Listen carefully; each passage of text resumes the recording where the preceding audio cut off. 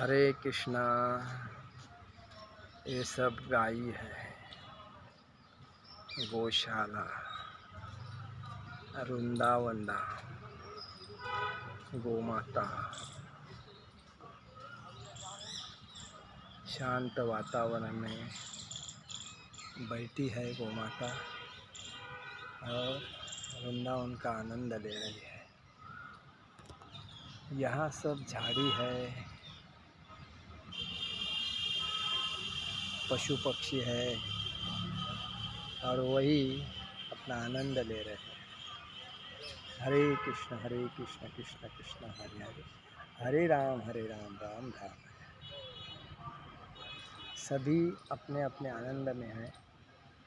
इधर झूला है, वो झूल रहे हैं, देखो कैसा है। हर व्यक्ति को अपने मन के कंट्रोल को, मन के वेग को कंट्रोल करना चाहिए, क्योंकि मन ये बहुत चंचल है और इस मन के वजह से ही आदमी में संशय, क्रोध, ईर्ष्या, लोभ, अहंकार तैयार हो जाता है और उसी वजह से ही आदमी दूसरे को, अपना आदमी को भी तोड़ देता है और खुद को मैं कितना श्रेष्ठ हूँ वो बताता है। आज समाज में हर घर में झगड़े चालू है, क्योंकि ईर्ष्या, क्रोध, अहंकार। अपने मन को अगर कंट्रोल करना है तो हर व्यक्ति को, भगवद गीता में भी भगवान श्री कृष्ण अर्जुन को बोलते हैं कि अगर क्रोध को, मन को और अहंकार को अगर कंट्रोल में करना चाहते हो तो आपको भक्ति एक ही सिद्धांत है, बाकी दूसरा कुछ नहीं। और इसीलिए आपको हर टाइम भक्ति करनी चाहिए, चैंटिंग करनी चाहिए। हरे कृष्ण कृष्ण कृष्ण हरे हरे, हरे राम राम राम हरे हरे। और भागवतम पढ़ना चाहिए, भगवद गीता पढ़नी चाहिए।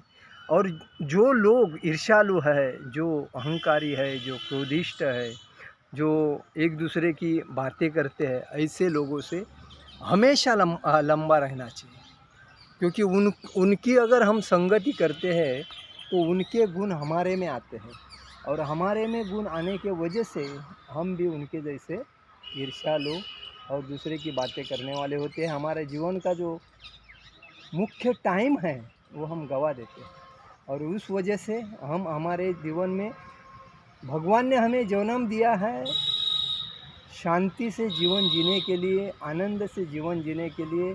और ये सृष्टि अतिशय उत्कृष्ट है, ब्यूटीफुल है, उत्तम है।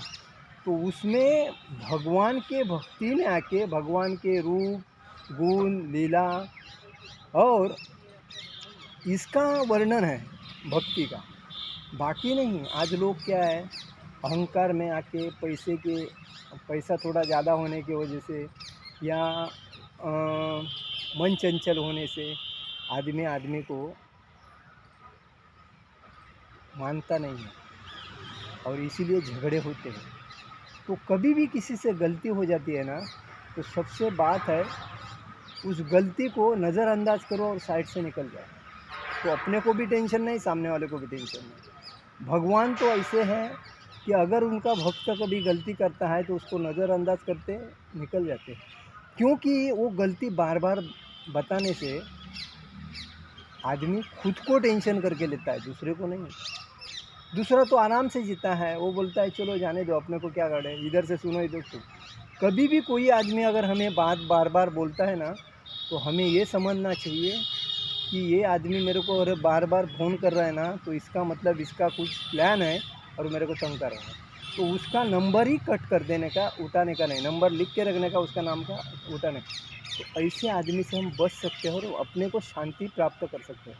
और जब शांति नहीं मिलती है तो मंदिर में जाके आराम से बैठ के भगवान के सामने अपना मन में जो जो भरा पड़ा है तो सब भगवान के सामने बोलने का, और उसके बाद में कोई रास्ता हमें मिलता है।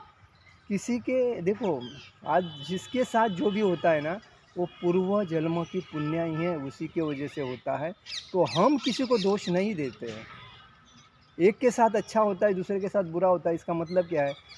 जिसने पूर्व जन्म में अच्छा काम किया है, उसको ये जन्म में अच्छा हो रहा है उसके साथ, और जिसने पूर्व जन्म में खराब काम किया है, उसके साथ गलत हो रहा है। तो ये पूर्व पुण्य ही है, और पूर्व पुण्य ही को हमें अच्छी तरह समझ के लेना चाहिए।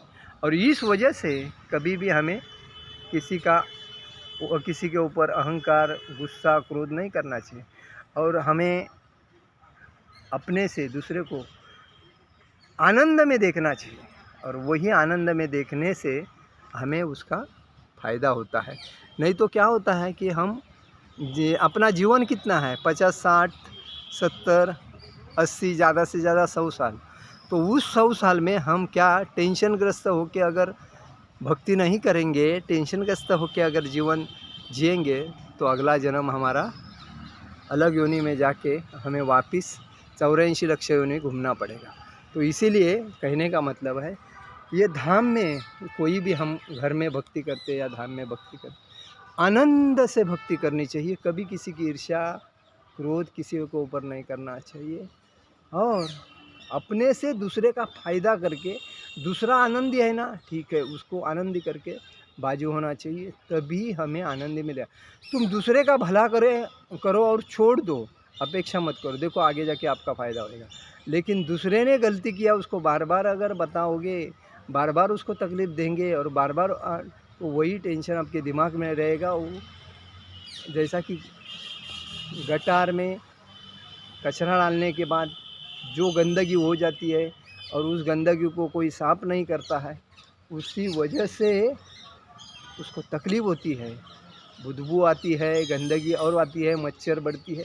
तो वही दिमाग में उसके हो जाता है, और बाद में वो तंग होके आदमी अपना जीवन खराब करता है। तो इस वजह से हमें समझना चाहिए कि हमें क्या करना चाहिए।